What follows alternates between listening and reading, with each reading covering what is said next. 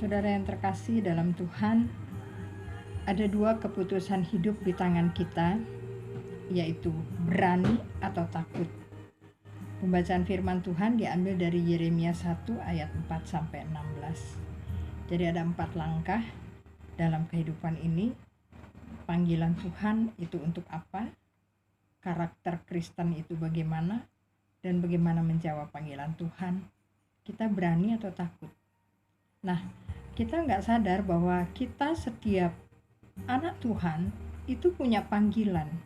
Kalau kita lihat Yeremia dari pembacaan firman Tuhan, Yeremia 1 ayat 4-16, Yeremia mempunyai panggilan khusus. Dia mempunyai panggilan khusus untuk menyuarakan suara firman Tuhan kepada umat pada waktu itu. Nah, bagi kita juga ada. Sebelum Yesus naik ke surga, Matius 28 ayat 18-28 mengatakan, "Pergilah, jadikanlah sebuah bangsa muridku, ajarlah dan baptislah." Itu panggilan setiap orang Kristen. Kadang-kadang kita nggak menyadari. Kita cuma mikir, saya cukup jadi orang Kristen, titik. Saya dibaptis, saya terima Yesus, saya merasa diberkati. Kalau saya sakit tinggal berdoa, kalau saya mengalami masalah tinggal berdoa, dan ketika saya mengalami semua hal yang indah, saya mengucap syukur, berdoa, lalu mati. Nggak ada hal apapun yang dilakukan dalam hidup ini. Nah, kedua, berbicara tentang karakter Kristen, disitulah karakter Kristen harus ketahuan, harus nampak. Yaitu bagaimana? Jadi kita nggak hanya sekedar beragama, tapi kita punya iman dan perbuatan. Iman tanpa perbuatan itu pada umumnya tuh mati. Itu firman Tuhan yang mengatakan. Jadi karakter orang pilihan atau yang terpanggil adalah jelas, yaitu panggilan Allah bagi kita. Nah, banyak definisi karakter, tetapi saya cuma mengambil satu kalimat. Karakter Kristen adalah sifat-sifat yang terkandung di mana orang Kristen yang harus dimiliki orang percaya itu karakter Yesus Kristus.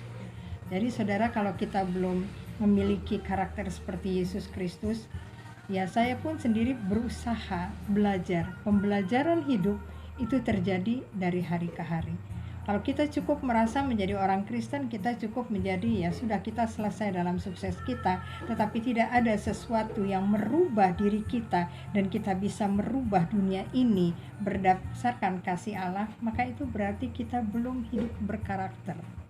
Nah, langkah-langkah yang penting bagi kita adalah, pertama, milikilah buah roh dalam kehidupan ini. Menggambarkan bahwa kalau kita memiliki buah roh itulah di dalam Galatia 5 jelas sekali. Apa buah roh itu? Kasih, sukacita, damai sejahtera, kesabaran, kemurahan, kebaikan, kesetiaan, kelemah lembutan, penguasaan diri. Memang tidak mudah ya kalau kita cuma berbicara, tetapi itu perlu untuk membentuk karakter kita dari hari ke hari. Dari buah-buah roh ini kita akan terbentuk.